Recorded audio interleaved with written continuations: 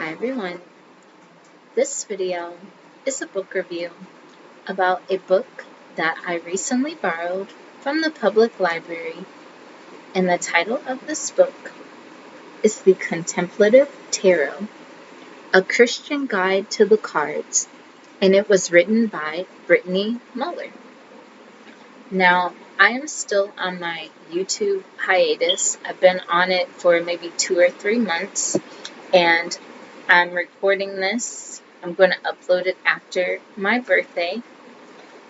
So far, what I have been doing is I have been gravitating towards books that are reflecting the calmness that I want in my life. I haven't been reading books that are too mentally stimulating like that. Mostly books that make my mind feel at ease and at peace. So when I saw this book at the library, I was kind of, I'm not about to say shocked, but that's the only word I can think of. Mainly because it had on the cover tarot and Christianity. Now, this is not the first time I have seen this concept of tarot and Christianity combined. I've mostly seen it in hoodoo, Santeria, and some other religions as well, or other forms of the occult. But I've never seen it blatantly posted as a book title, if that makes any sense. If it's hoodoo and you know hoodoo, then it's kind of unspoken. Like, you'll find elements of Christianity and hoodoo. You'll find elements of Catholicism and Santeria and different things. But I thought it was pretty bold of her to put that as the title, and that's what piqued my interest. So, before I get into this book review, let me tell you a little bit about the author, Brittany Muller.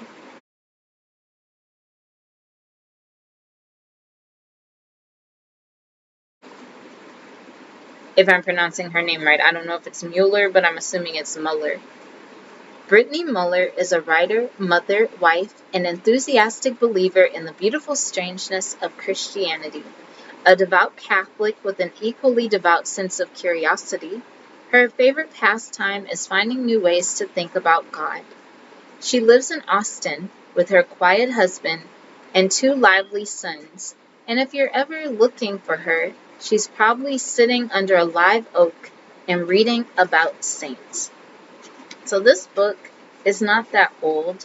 It is actually about 2 years old. It was published in 2022. And at the beginning, there is a foreword, and it's written by somebody named Carl McColman. Now, Carl McColman came across Brittany, I guess, via Instagram. She doesn't have a website as far as I know, but most of her tarot meditations she posted on Instagram. So I guess that's where a bulk of her work is, on social media. But it starts off like this. Social media has helped people with unique or distinctive spiritual values or practices to find one another. And so I felt such a rush of excitement when I first stumbled across Brittany Muller's Instagram feed, where she combines beautiful photography, including images from the tarot, with insightful meditations on the cards, all written from a clear Christian perspective. Many Christians might wonder, why bother with the tarot? And tarot enthusiasts might reply, why bother with Christianity? But as Brittany Muller and her many thousands of followers can attest, there are plenty of us who find meaningful connections between our faith and the strange and wondrous symbolism found in the cards. Now, this is the foreword by somebody else, but I thought it was pretty interesting that this person mentioned many Christians might wonder why bother with the tarot, and many tarot enthusiasts might wonder why bother with Christianity.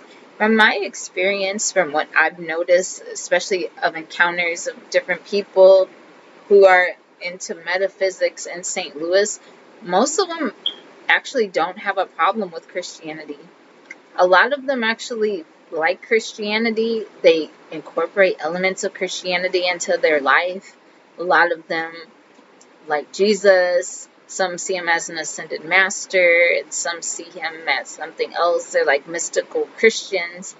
Whereas, I guess what you would call modern day Christians, I have yet to meet a modern day Christian that likes the tarot, that speaks highly of the tarot.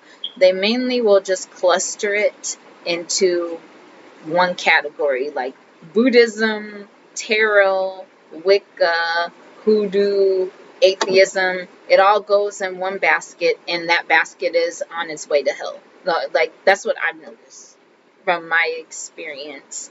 So when he says, why bother with Christianity? I've never really encountered that. Maybe one or two people, if it's something where it's extremely Christian, like if it's fundamentalist Christian. I know a lot of occultists really don't like that because I feel it's too extreme. But as far as Christianity and tarot, I have yet to meet a Christian that sees the tarot as somewhat meditative. And what's coming to my mind is Doreen Virtue. If you don't know who Doreen Virtue is, Doreen Virtue was, um, what do you call it? I want to say she was a metaphysician, or she had one of the largest collections of oracle cards. A lot of her oracle cards featured mystical animals like unicorns and angels and all sorts of different things. So she was like one of the top tier creators of oracle card decks. So, and she also had angel therapy classes where you could get trained as an angel therapist and different things. Why I'm bringing her up is she went from that to denouncing the tarot.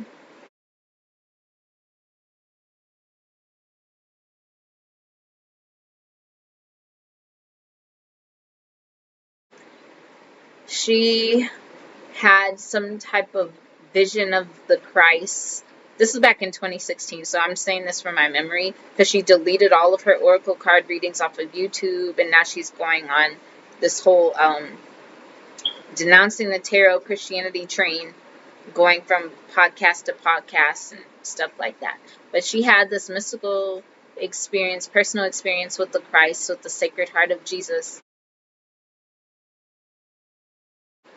And after that, she basically denounced all the oracles, she denounced all the tarot, and it made a lot of people mad. I don't know if anybody remembers it. If you do, comment down below. But that's how I felt when I saw this book. I'm like, wow, you are very bold. You are bold to go on Instagram and have these two paired side by side. I personally don't think I could handle the backlash of all of that. So you are one brave soul, Brittany Muller. Very, very brave soul. So the images of the tarot tell a story. This has been called the Fool's Journey, from the card enigmatically numbered 0 in the Major Arcana. I mentioned the pathway behind the Angel of Temperance because you went into temperance. It is one of the many paths, roads, and other passages found in the 78 images of a modern tarot. I suppose it is cliche to say life is a journey, but cliches exist because they point to something commonly experienced. Christian interpreters of the tarot, from Valentine Tomberg and Mark Patrick Hederman to Brittany Muller, typically either ignore or reject the card's reputed ability to predict the future. Tarot for reflection, not divination, is how Brittany so succinctly puts it on her Instagram page. Now I'm gonna pause right here. I know that she mentioned later on in this book that she personally feels that the tarot wasn't meant to be used for divination. Originally, it started off as a card game, but its use isn't divination, but reflection. And I personally don't agree with that. I think it can be both. Um, Divination, tarot, they almost go hand in hand together. I wouldn't throw out the baby with the bathwater, because that is what the tarot is. The tarot can be used for reflection, where you can look at the cards and see what path you're going, see what your inner thoughts are, see what other people's perspectives are of you, and just get more clarity on a situation. It does have the potential to predict coming events, mostly. I guess if you think of like parallel universes, like it could go this way or it could go that way. It could either be this direction or it could be that direction. So I would see that as like a form of divination almost, where you can make a decision. And you also have symbols in there that are from different elements of the occult and Judaism and other things, and Christianity. So I can't unpair divination with tarot. Personally, I think they're one and the same. And I'm not going to change that just for my own personal comfort. It is what it is. Now, I'm not saying she's doing that, but I'm just saying, like, some people try to do that because it makes them uncomfortable, so they're trying to make it something that it potentially isn't, just for their own comfort. And I just accept the tarot as it is.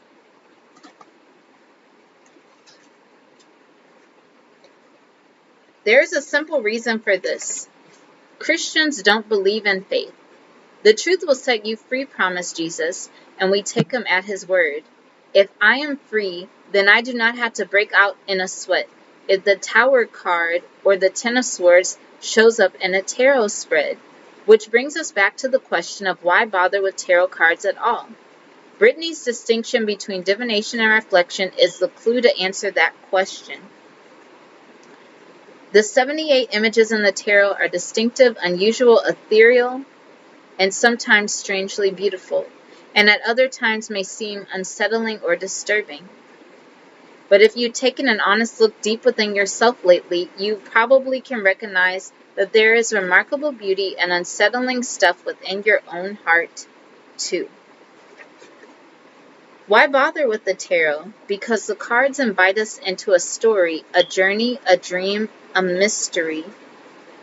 One more thing to say about Brittany Muller's wise advice. When we approach the tarot for reflection, it invites us to encounter these 78 images through the practice of meditation and contemplation.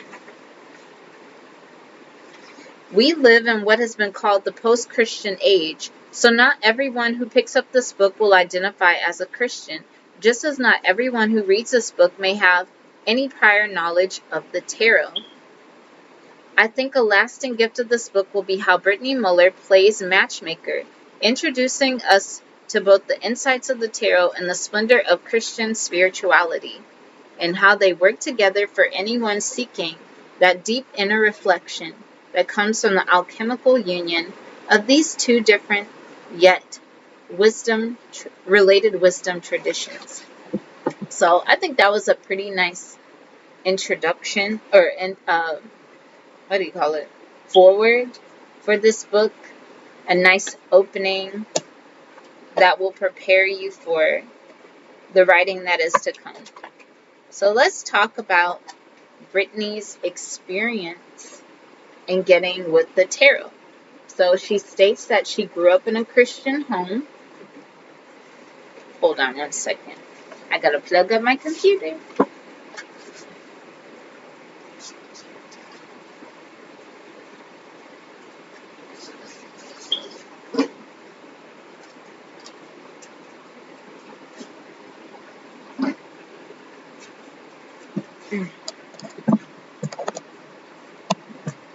Okay. So, Brittany grew up in a Christian home. She says we were church hopping, but not settled about it. And I spent my young childhood hopping in and out of different Protestant denominations, Presbyterian, Methodist, Southern Baptist. I saw spiritual restlessness firsthand. When I was 13, our family converted to Catholicism. In that steady tradition, my parents' restlessness ceased abruptly, and I picked up on their contentment. I spent my teenage years as a devout Catholic, regularly going to daily Mass, spending time at adoration, reading theology for fun, acquiring a taste for God. It was a beautiful fledgling faith, but it's easy to be virtuous in the absence of temptation, and it's easy to have faith when nothing ever tests it. What I really find interesting is how a lot of people that were once involved in the occult, like let's say they leave magic or something, they'll go to a religion like Judaism, or they'll go to a religion like Mormonism or Catholicism. And I think they gravitate towards those things because they're very ritualistic. Like with Judaism, you have the Sabbath days, you have the holy days, um, the traditions, like you turn this age, it was bat mitzvah, bar mitzvah, the rabbi reading the Torah, and all sorts of different things, the songs, the music, the prayers, the Kabbalah. And in Catholicism, you have the Eucharist. What is that? Have the Eucharist and the rosary beads, the novenas for the saints. You have with, what else did I say? Mormonism. You have the temple rituals or ceremonies and I guess the temple garments and the Book of Wisdom and all sorts of different things. Or the Book of Mormon, with the Book of Wisdom is in the Book of Mormon, but you know what I mean. So I think they gravitate towards there because these people naturally have this craving for ritual. I've read in a couple of texts that Marie Laveau, the Voodoo Queen of New Orleans, was a devout Catholic, which doesn't surprise me at all, for real. So yeah, I thought it was interesting that, but not surprising, that she ended up basically returning to Catholicism. The doubts, I became an adult and I left home, and embarrassingly, doubts pushed in almost immediately. I didn't know how to be Catholic and also have doubts, and I didn't know how to be Christian without being Catholic, so I left everything behind. I stopped reading Aquinas and Anselm and Augustine. I stopped going to church. I stopped praying. I simply disengaged from the questions I could not answer, distancing myself from anything having to do with religion, instead calling myself a hopeful agnostic. The freedom was thrilling at first. It always is. I told myself that I could do what I wanted to do and believe what I wanted to believe and go where I wanted to go. But Christianity had been the thing around which my whole life was ordered, and I felt the absence of its gravity. I felt it particularly in my early 20s as I moved through the big life changes of marriage and children. By the age of 25, I was living in Austin, Texas with my husband, who was busy with law school, and our sons, under 2, busy with keeping us awake at night. I was a stay-at-home mom, and I was struggling with the intensity of motherhood and the particular invisibility that often accompanies that kind of caretaking. Another thing that stands out to me, I'm sorry if I'm like I ordered a pizza. I am so hungry. But anyway, another thing that stands out to me is sometimes I will meet people who were once religious, because I think everything is a religion for real, but they were once religious and they decided to leave their religion. So they go to something else. Like they go to, let's say, they'll go to crystals or the tarot or African traditional religion or something. Well, that's still a religion, so like something with the occult. And they'll be extreme with that. They'll be extreme with the chakras. They'll be extreme with the crystals. They'll be extreme with the candles.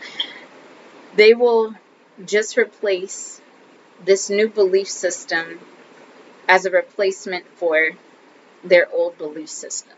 Or sometimes it's not even a belief system. Sometimes it's just a diet.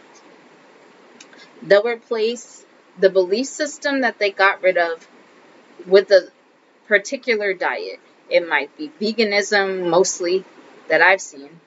Veganism, keto, and paleo, and their diet becomes their belief system because they are not comfortable in just being them. They don't know how to handle transitioning from one extreme, so they choose another extreme. Or they could have stayed in their belief system but not have been so extreme. I always say to people, in Psalm 19, it says, "The law of the Lord is perfect, converting the soul. The testimony of the Lord is sure, making wise the simple." Some people are not that bright. Okay, I'm just going to say it. Like, according to most societal standards, there are some people that are just not that bright. They cannot think for themselves. They don't know what to do. They need some type of moral structure to keep them on a righteous path. When you take that structure away, they flounder in life. They don't know what to do. They don't know how to act. They don't know how to listen to their natural intuition, so they just go crazy. They might join a gang. They might start doing terrible things or have unwise habits that can hurt them and others, whereas the belief system that they had kept them safe. The belief system that they had gave them some type of stability or security, if that makes any sense. I honestly am not against religion. Religion has its place as long as it doesn't hurt others. Now, some people will use the tool of religion in order to further some type of agenda instead of using it as one aspect of developing themselves. If they only focus on the aspect that would help with their self-development, I think religion could be a very beautiful thing. And it would give you comfort and solace and answers when life throws you curveballs. But since a lot of people have given that up, they're out here in this life spiraling mentally out of control because they have nothing and no one to answer to.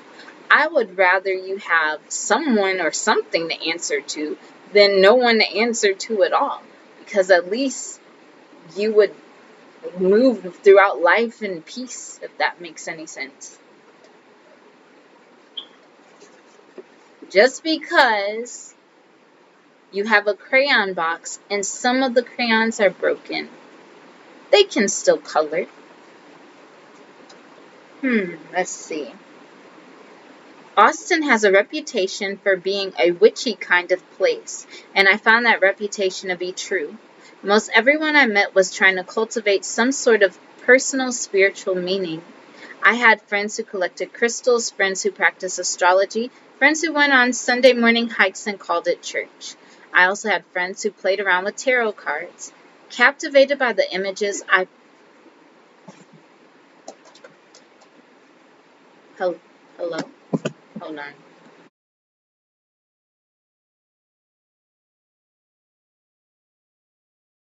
Let's see.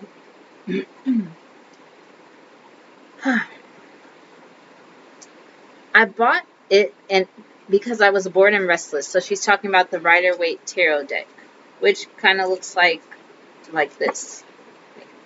This is the Rider-Waite Tarot. I bought it because I too was trying to cultivate meaning.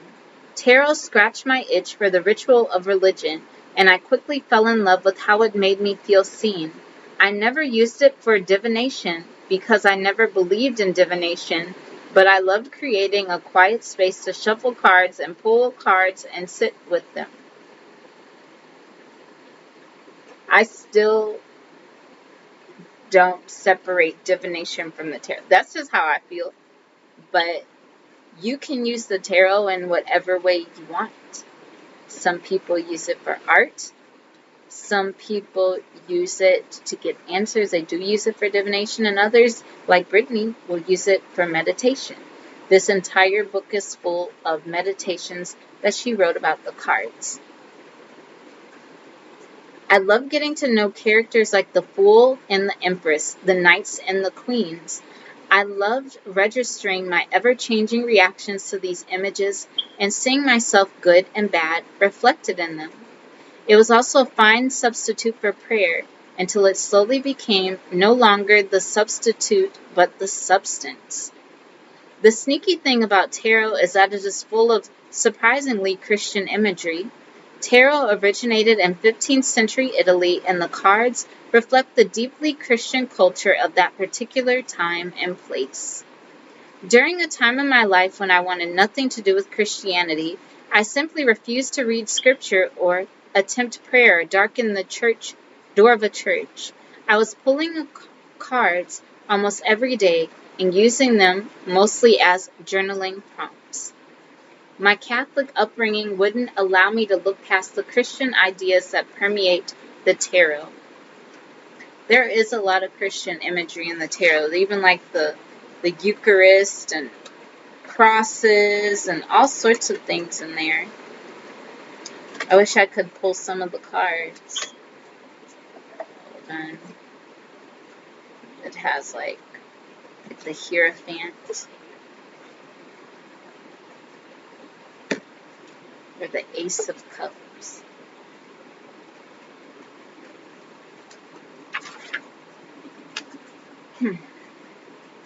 I wish I had a dramatic story to tell about my return to Christianity, but the story holds no drama. I did not simply wake up one day and decide to believe in God again. My return to Christianity was as slow and meandering as my departure was sharp and abrupt. I admitted to myself that I missed religion, that I was restless and unsettled, that my own attempts at being spiritual, not religious, were not enough. See, I don't even believe in the whole I'm spiritual, not religious thing. I think everything is religious because you've created a doctrine unto yourself, so you've created your own personal religion. And most of the doctrines that people create for themselves has been extracted from a religion most of the time. So I almost feel like it's a hodgepodge of religious thought, but catered for your own personal taste, and you have created your own doctrine that you personally follow unto yourself. You've created a personal religion. Only person I can think of that said something similar to what I'm saying is Marcus Garvey. I quietly started rereading some of my favorite spiritual writings from my teenage years. I wandered the medieval galleries of the Metropolitan Museum of Art and spent time with religious art there. I popped into churches while out running errands and didn't tell anyone. I made fumbling attempts at prayer. I cried a lot. I also started attending an Episcopal church in our neighborhood at the request of my husband, who was looking for community after I moved to New York City.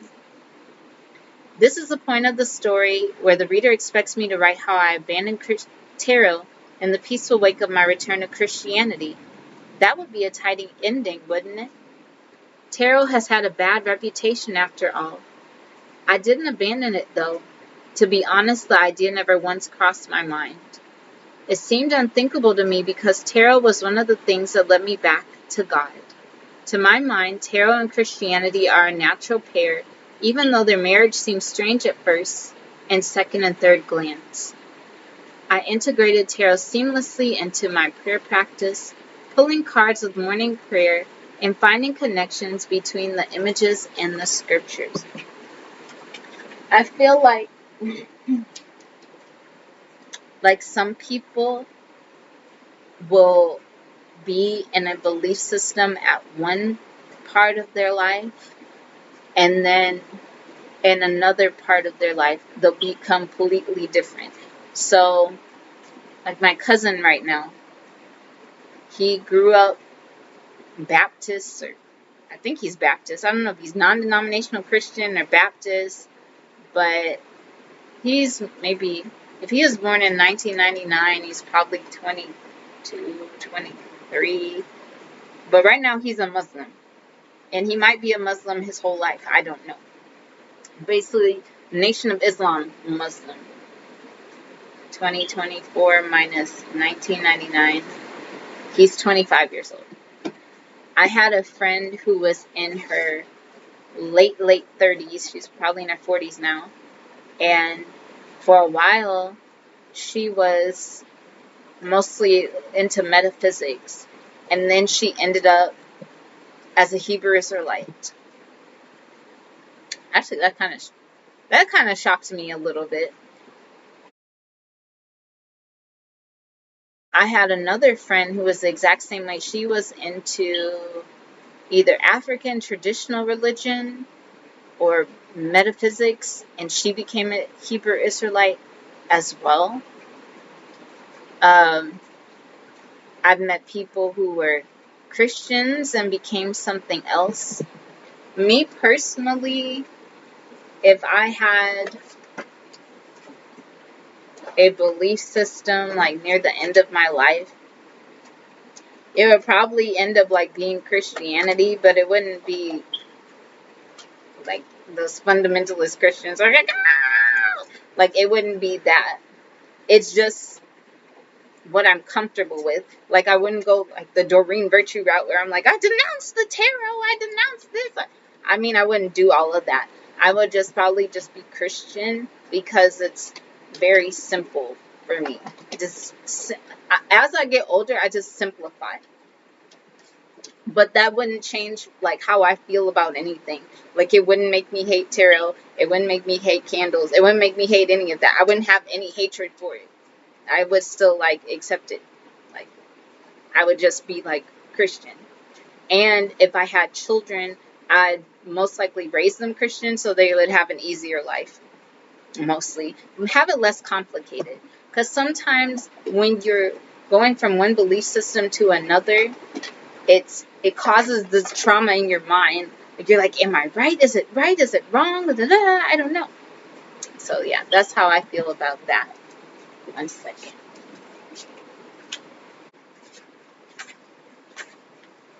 Brief history. A brief history of the tarot. So this is chapter 1. And she says, there are many histories of tarot. Few of them are true. If you want to learn about tarot, you can read about how tarot contains the lost hermetic knowledge of ancient Egypt. You can find intricate theories on tarot's esoteric connection to Kabbalah, that mystical Jewish school of thought. You can listen to arguments that tarot and the I Ching are intimately connected, being the major oracles of the West and East, respectively. You can learn about tarot's origins in Indian Tantra and tarot's origins in Romani culture and its origins in Waldensian teaching. There are many theories on the beginnings of tarot, as there are tarot readers to champion them, but these myths are just that. I do believe tarot stemmed from all of those things. I think it was like a combination of things. It was the same concept, it was just different forms. It's going to look different. Like in Judaism, you had the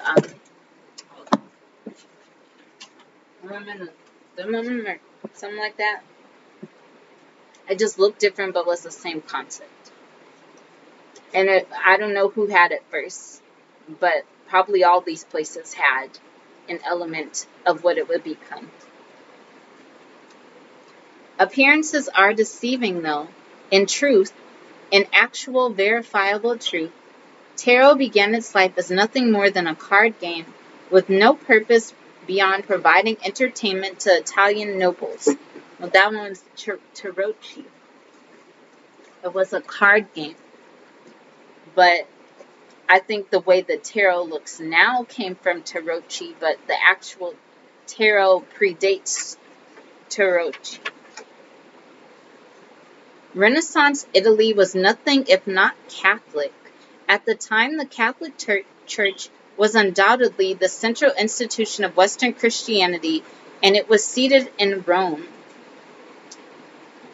And she goes on talking about the Renaissance, being the classical rebirth.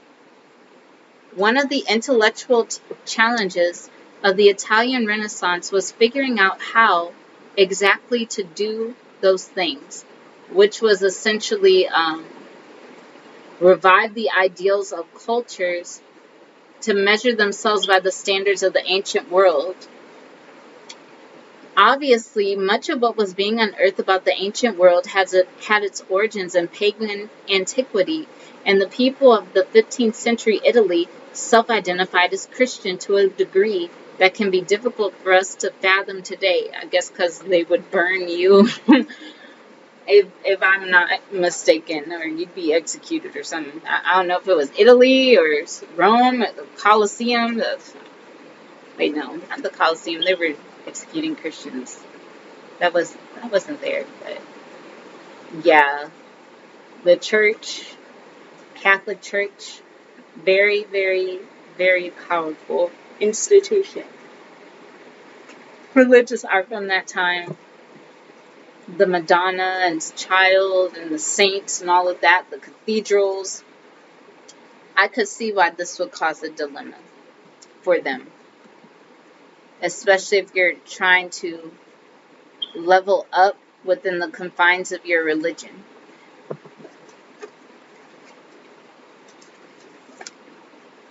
One of the men who wrestled with this challenge was Marsilio Ficino, a Catholic priest and dedicated scholar of Greek philosophy, the first to translate Plato's extant works into Latin. Ficino was deeply immersed in Platonic ideas like the immortality of the soul, rewards and punishment after death, and a superior immaterial world that superintends the earthly world. If that sounds a lot like Christianity to you, you're not alone. While Ficino was trying to align pagan and Christian thought in his own philosophical way, the writers of the Renaissance were teasing out their own interpretations. So she just basically goes on to the history of it, how it started to be combining. She also explains the first tarot deck, and it says, the first tarot deck was created sometime in the early 15th century. We do not know exactly who it was created for, but the most likely candidate is Duke Filippo Maria Visconti of Milan. This new tarot deck would have been in many ways familiar to an Italian noble like the Duke.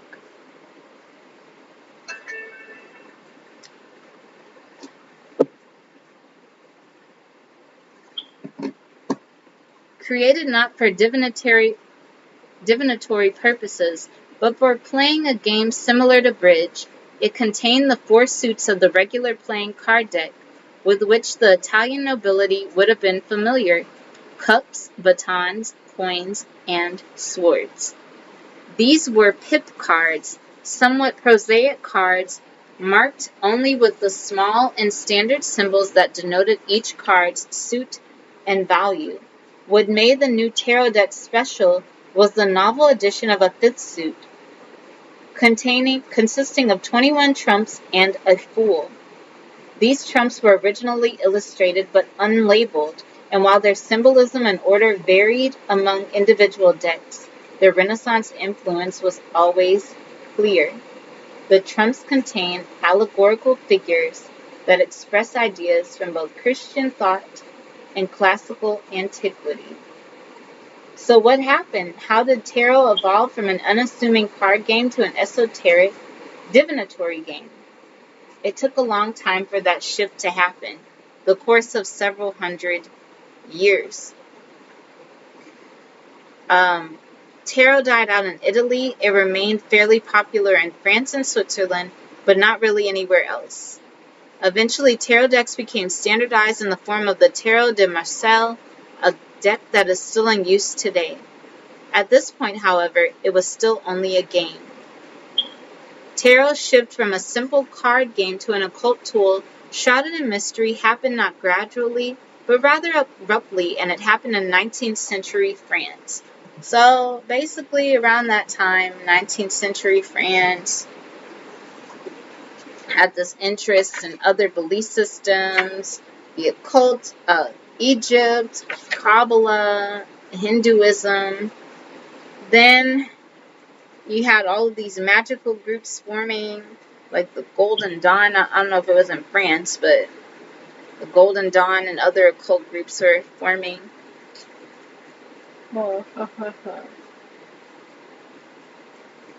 The Protestant pastor and Freemason Antoine Court de Gebelin could be said to be the originator of tarot's connection to the occult.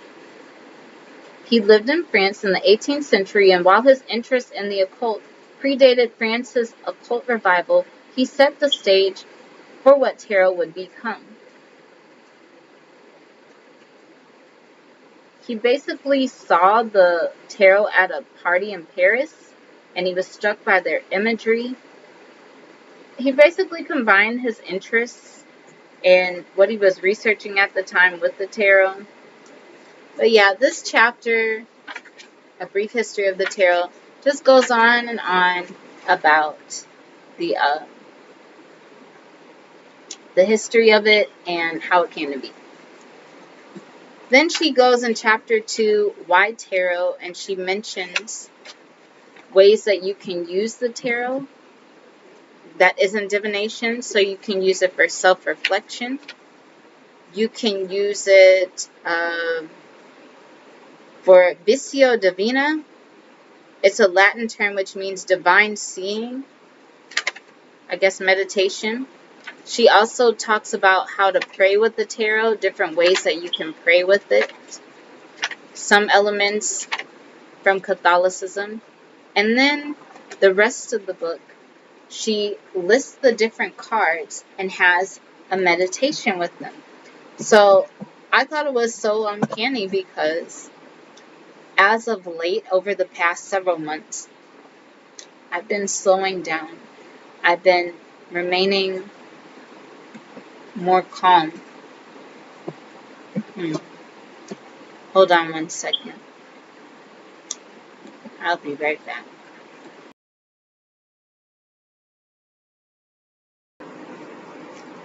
Hi everyone. It is obviously the very next day. I wanted to finish this video in one day, but I didn't have the energy to do that. So I am doing it today. Now this part of the video, I'm going to be sharing with you some of the tarot reading meditations that Brittany Muller wrote to correspond with the different cards. I'm not going to read all of the meditations. I might read 2 to 3 of the meditations that she has. I have selected a set of cards that represent what I feel I have been going through for the past several months, or at least since last year around this time. And I'm not going to explain each card. I'm just going to show you the cards I picked because they truly resonate with what I feel like I've been going through right now. And I'm going to choose from this deck to read to you the meditations that Brittany has written. So, first card is the Hermit, the Queen of Swords, the Four of Swords, the Eight of Cups, the Nine of Swords, the Tower, the Hanged Man, the High Priestess. And I only selected this card because this is my numerology card. I'm a number 11 or a 2, so this corresponds with the number 2. Justice would correspond with the number 11, so I use both of those things as my 2 tarot cards. And what's really interesting about Justice is I think it represents Libras, and I'm always dating a Libra. I don't know why. And the Queen of Cups. So I'm going to select one of these cards to read to you. First, I'll explain why I selected the card, and then I will read Brittany's meditation. So I selected the Hermit because I feel like I have been in hermit mode lately. For the past several months, or at least the past year, I've been feeling very depleted. I have a lot of people, if it's online or if it's at my job or off of my job, they're always needing something, and I'm trying to give them the reservoirs of my energy that I have left. But there was so much going on that I just couldn't really physically, mentally be all of the way there. So what I had started doing was I stopped moving so fast through life. I started slowing down and really simplifying my life and going back into a state of contemplation of different things. I started walking slower. I started eating slower. I've been reacting slower. I've just slowed down. Like, if you see me now walking down the street, I'm probably walking like a 90-year-old woman because I'm not about to rush anywhere anymore. I've also been reflecting a lot on my life and where I want to be within the next several years. I've been thinking about the past and letting go of regrets and working my way emotionally through all sorts of life happenings. So this is the Hermit. And when Brittany writes her meditations, she starts it off with a scripture that you can read, and then she goes into the meditation. So the scripture for the Hermit is, "Now during those days, he went out to the mountain to pray, and he spent the night in prayer to God." Luke 6:12. The desert fathers and mothers were early Christians who fled into the desert to find God. These men and women felt that it was dangerous to passively accept the values of their society, and they dealt with this temptation by removing themselves from it, escaping to the wilderness to live in a different way. The tarot's Hermit is reminiscent of these men and women of the desert. He has severed himself from the noisy, greedy chaos of the world in order to live in solitude, to confront himself and to find God. In letting go of worldly distractions, he has made room for deeper spiritual wisdom, and he uses that wisdom to light the way for others. The Hermit leads us into his silent, solitary desert and teaches us to live from that place. The Hermit is defined by his solitude. The word hermit comes from the Greek eremos, or I don't know if it's eremos, meaning desolate. In our modern world, we tend to think of solitude in terms of self-care, a way to retreat from the daily life in order to rest and refresh ourselves. The Hermit's solitude is something altogether different and more extreme. It is not the solitude of rest, but the solitude of conversion. It is not the solitude of refreshment, but the solitude of death. Like the desert fathers, the Taros hermit has retreated from the world in order to strip himself to nothingness, and he has succeeded. Standing on a stark and snowy ground in front of a gray sky, he almost recedes into the background. Here is a self that is wholly unburdened by the attachments and expectations of the world. Here is a self that is free to encounter the living God. And there's more that she writes about this, but at the end of each meditation, she'll have a reflection. So the reflection is questions you can ask yourself during prayer. Do you find it comfortable to be truly alone with yourself? Why or why not? Yes, because I'm an only child, so I'm used to being by myself. What aspects of your life keep you from the solitude and silence of the hermit? Can you change them, and how? I really can't. The aspects of my life that keep me from solitude is basically most of the people around me, especially at my job, because sometimes people be like, oh, I'll find her at her job, or I'll ask her questions related to her job outside of her job, and there's no escape. Like, there's always someone asking me questions, or even if I'm sitting somewhere, someone will come and interrupt my silence or something. So I'm never really fully alone unless I go to specific places or I stay inside. Have you experienced the solitude of the hermit in your own life? If so, how did it change you? I think what I've been doing now is some of the things I used to care about, I really don't care about anymore. Also, I've started seeing the world through spiritual eyes. So things that used to really worry and disturb me don't do that much anymore. Like, I am concerned sometimes when it comes to money, but at the same time, I know that I cannot take money with me into the afterlife.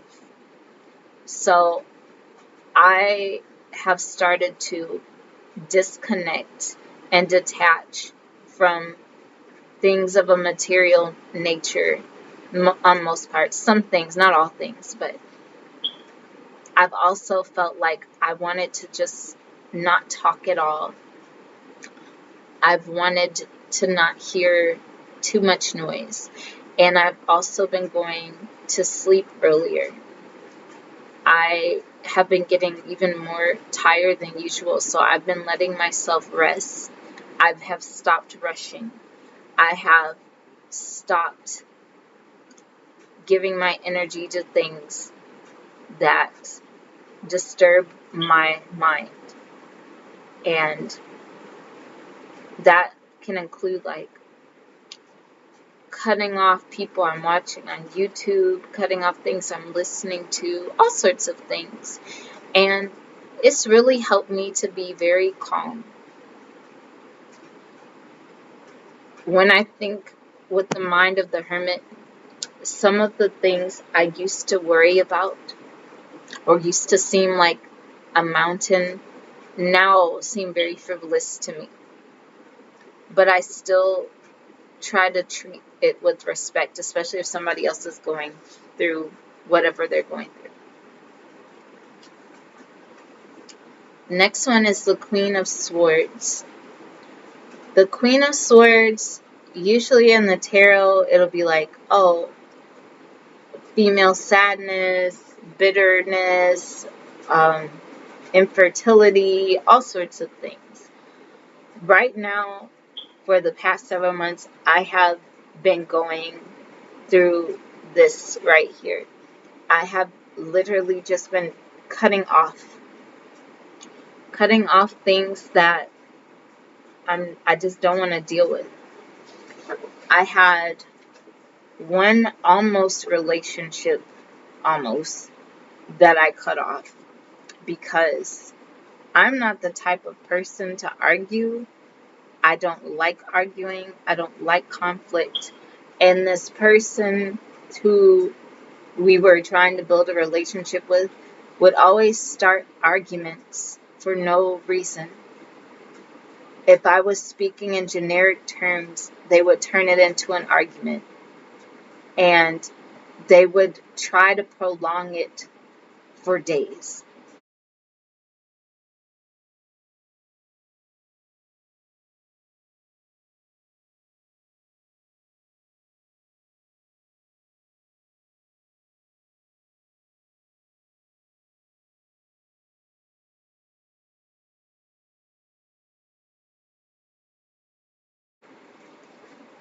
I also had friendships where my friends would be going through something tumultuous only to go back to the cause of the tumultuousness.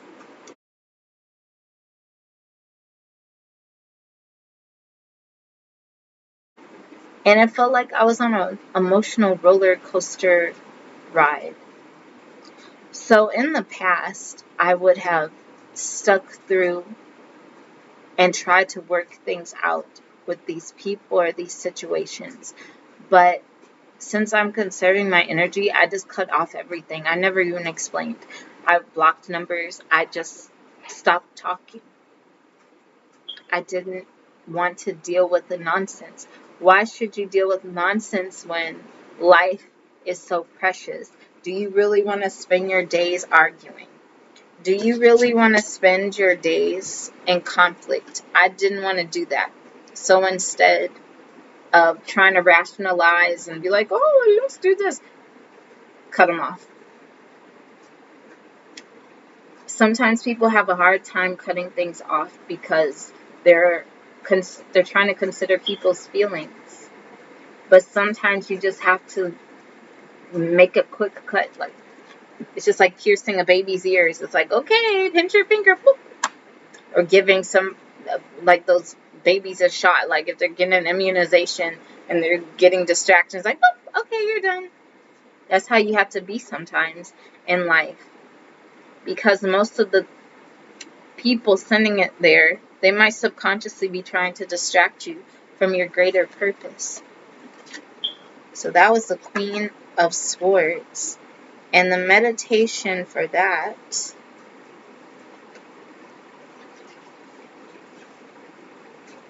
it doesn't start off with a scripture. It actually starts off with a quote from Julian of Norwich. He said not, thou shalt not be tempested, thou shalt not be travailed, thou shalt not be diseased, but he said, thou shalt not be overcome. We know so little about Julian of Norwich. I don't know if it's Norwich or Norwich. That not even her name is entirely certain to us. In her writing, she does not tell us her real name. And it could be that she simply adopted the name of the church, St. Julian's, where she lived as an anchoress.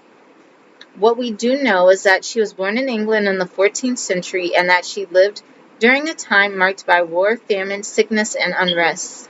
Plague racked her hometown more than once before she even came to adulthood.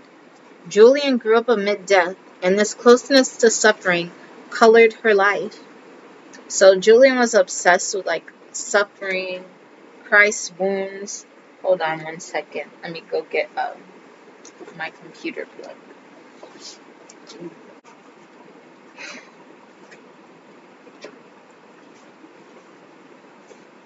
So Julian was obsessed with suffering, and she asked for three things as a young woman. She asked God for three things. One was to have an intimate knowledge of Christ's passion, a sensual recollection of what it would have been like to suffer as Christ suffered. She asked to have a bodily sickness in which she would come as close to death as possible without actually dying. and she asked for 3 mystical wounds, which she called true contrition, genuine compassion, and sincere longing for God. These desires can seem strange to modern ears, but most of us would rather shield ourselves from suffering than welcome it in an effort to understand it. But Julian loved Christ enough to want to suffer with them on what she called fellow suffering. Like the Queen of Swords, Julian was no stranger to pain. Her life was wholly marked by it, and she wanted to find God there. The Queen of Swords bravely beckons the suffering forward, and the suffering comes.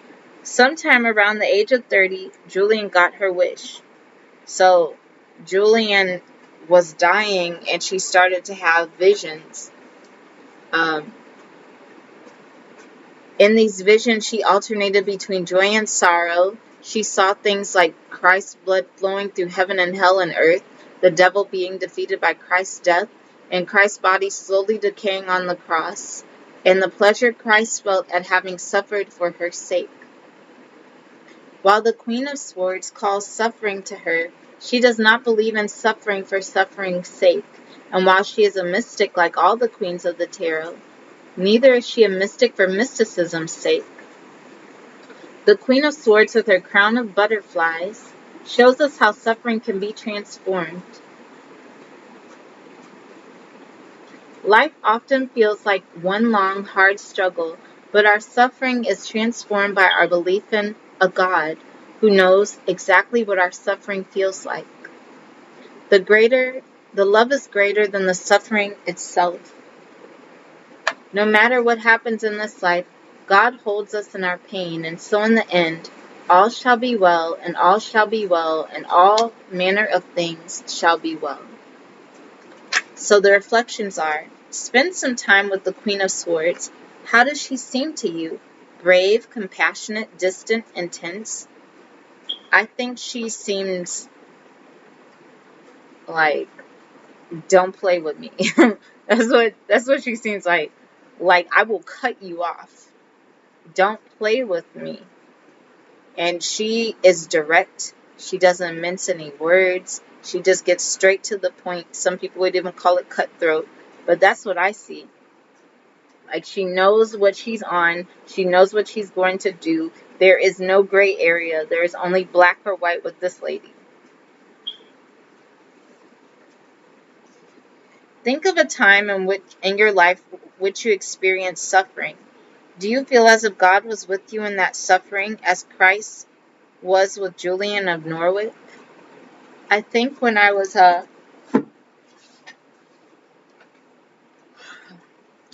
can't even remember one time because there's just so many times where I would be disturbed about something and I would suddenly get peace because I completely surrendered. I just didn't want to feel how disturbed I was anymore, and so I just handed it over to God. And how I handed it over to God was like, I was like, I can't take this anymore. I don't want to think about it.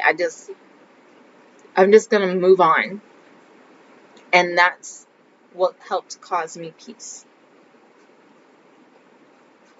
Do you feel like taking a more mystical view of suffering, like the Queen of Swords does, might help you in your day-to-day struggle? Why or why not? I wouldn't say day-to-day struggle, but maybe when things happen that we don't understand, that think horrible things,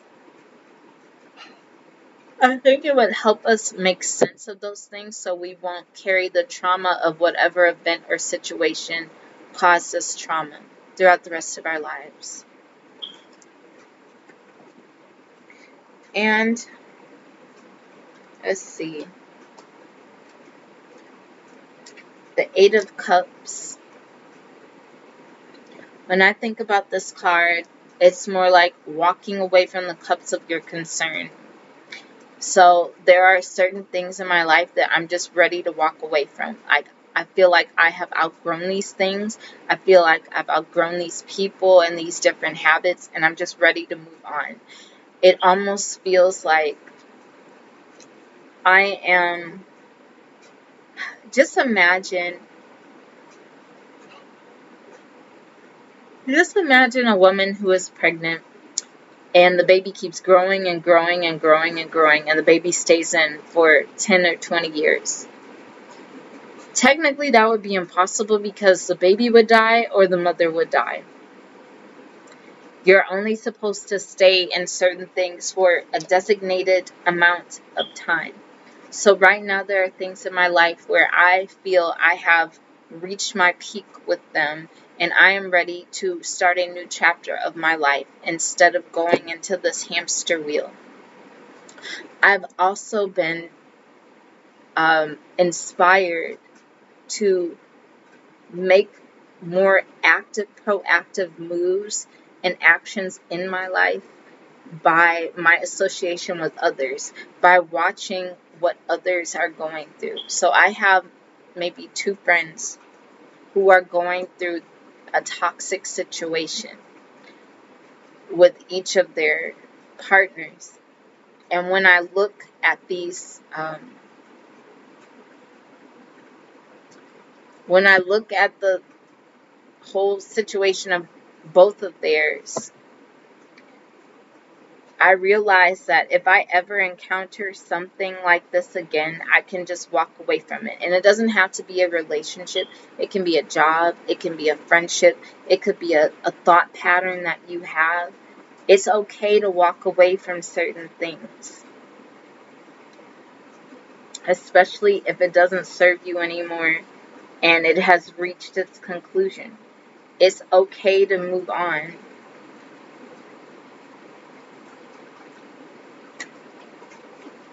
So that is the 8 of Cups.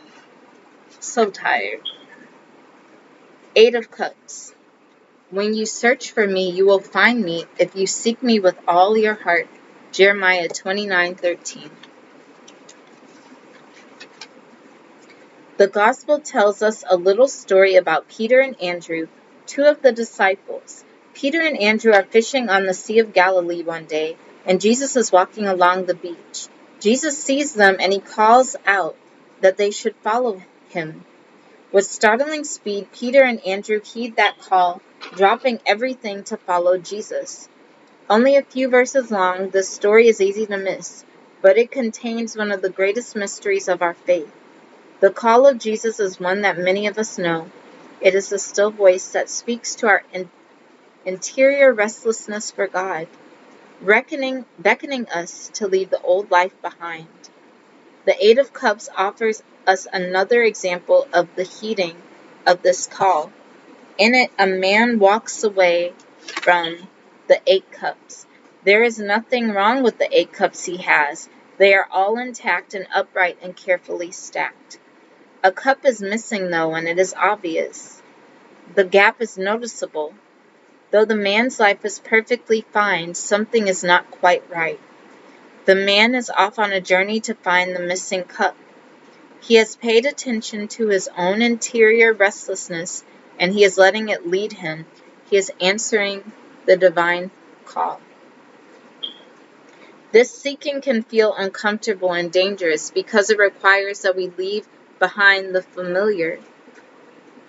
There is comfort in the 8 carefully stacked cups, and to leave them behind does not always feel good. I think that's why the universe sent me these people's relationships to showcase to me what could happen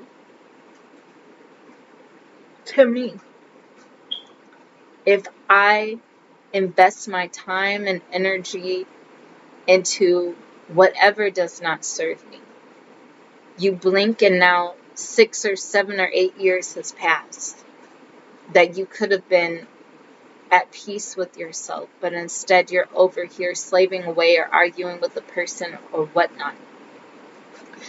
And sometimes people will not leave a situation because they feel they've invested so much time in whatever it is, the sunken cost fallacy.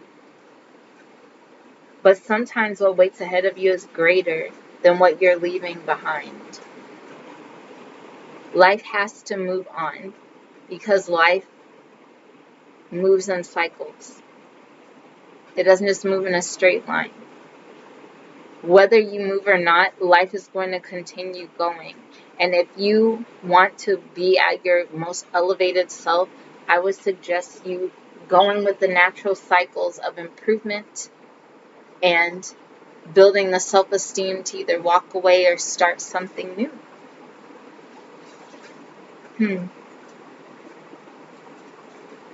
There is a moon in the Eight of Cups, a moon with a gentle face. It calls to the mind mysterious and enigmatic moon archetype of the major arcana. To be present in the Eight of Cups is to seek the love of God above all else, and in order to do that, we must be willing to stumble around in the dark. Reflections. What are your first impressions of the Eight of Cups? Does this image feel peaceful, lonely, contemplative, or desolate? It basically feels like, for me, when I look at this, I feel relief because I want to be the Eight of Cups. I want to walk away from these things. And I know once I do, I will feel that relief. Yes, I will feel terror, but I will mostly feel relief. So, the man in the Eight of Cups leaves behind his cup in order to heed God's call. What things in your life do you need to leave behind in order to do the same? Most of the stuff I feel I would need to leave behind. I don't know how people would be able to handle it. Like I would leave behind this city.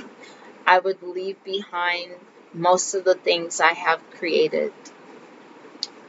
Certain people, habits that I have that I'm like, I'm done with this habit. I'm done with this character trait. I'm just done with it. Sometimes when you make drastic changes, people can't handle that, especially if it's a change that brings you personal improvement.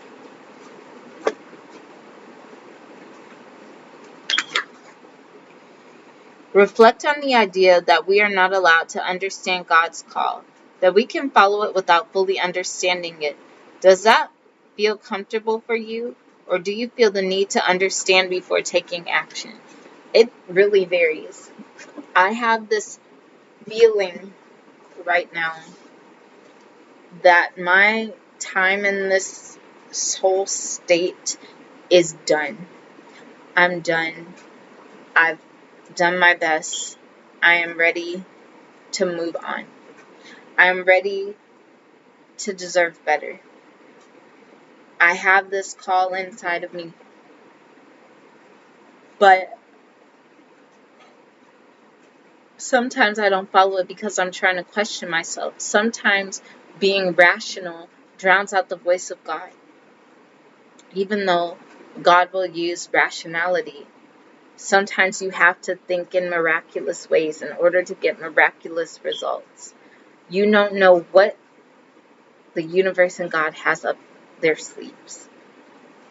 So yes, that's all I can really say for tonight. I'm getting very tired. If I had to rate this book, I would give it a 5 fudge buckets. Because it was a creative idea. The layout was nice. She explained her point, and it was an enjoyable read, and it can be a useful read. She also showed the different ways you could incorporate the cards into your prayer work, and I thought that was very nice. So I would give this a 5 fudge buckets, and I would recommend this book to anyone who's interested in tarot and different things, or if they want to learn more about the saints and different things. But yes, talk to you later, everyone. Bye-bye.